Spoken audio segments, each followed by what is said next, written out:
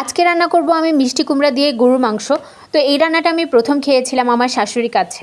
আমার হাজব্যান্ড এই রান্না খুবই পছন্দ করে, তো তার জন্যই আমি এই প্রথমবার রান্না করার চেষ্টা করেছি। তো আমি প্রেসার কুকারের মধ্যে মাংস দিয়ে এবং সব রকম মশলা একসাথে দিয়ে কষিয়ে নেব। আমি মাংসটা কষিয়ে নিয়েছি, এরপর আমি মাংসগুলো আগে সিদ্ধ করে নিয়েছি। আমার হাজব্যান্ড মাংসটা একটু বেশি সিদ্ধ বা বেশি নরম পছন্দ করে, এজন্য আমি সাধারণত মাংস রান্নার সময় 10 থেকে 12টা সিটি বাজিয়ে নেই।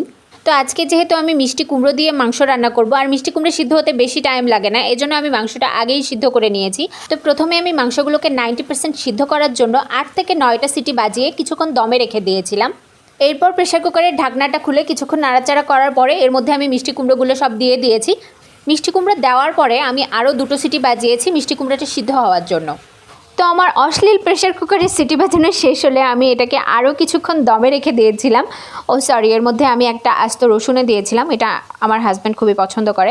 এরপর আমি নামিয়ে নিয়েছিলাম। আপনাদের পছন্দ মতো ঝোল রেখে আপনারা নামিয়ে নিতে পারেন। তো এই ছিল আমার আজকের রেসিপি। সবাই ভালো থাকবেন, সুস্থ থাকবেন এবং রেসিপিটা কেমন হয়েছে জানাতে একদম ভুলবেন না। আবার দেখা হবে অন্য কোনো ভিডিওতে।